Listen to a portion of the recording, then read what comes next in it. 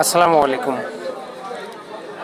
অবস্থান করছি গাইবান্ধা। গাইবান্ধা ঠিক স্টেশনের পাশেই। আমি নিজেও গাইবান্ধা জেলারই সন্তান, কিন্তু গাইবান্ধাটা ওইভাবে পরিচিত নয় আমার কাছে। এটি অবশ্য তারা জানবেন, যারা আমার পরিচিত তারা বেশ করে জানবেন যে গাইবান্ধা জেলার আমি হলেও গাইবান্ধা জেলাটা সম্বন্ধে অতটা ধারণা নেই। তো স্টেশনের পাশে প্ল্যাটফর্ম থেকে বের হয়ে এসে এই যে চায়ের কাপ দেখতে পাচ্ছেন, এটি কিন্তু দুধ চা। মানে কি বলবো, যে একদম খোলা দুধ, হয় না কাতির দুধ, তা না, খোলা দুধের চা, মাত্র 5 টাকা। একটু খেয়ে খেয়ে তারপর বলি। হ্যাঁ,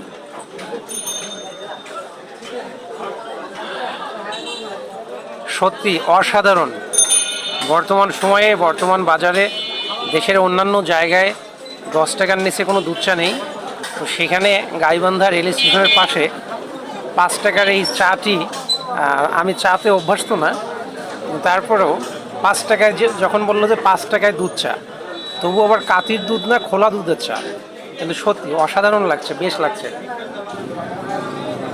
কখনো গাইবান্ধায় আসলে এই চাটি খাবেন, যদি আপনারা চা প্রিয় হয়ে থাকেন। ভালো থাকবেন, আল্লাহ হাফিজ, আসসালামু আলাইকুম।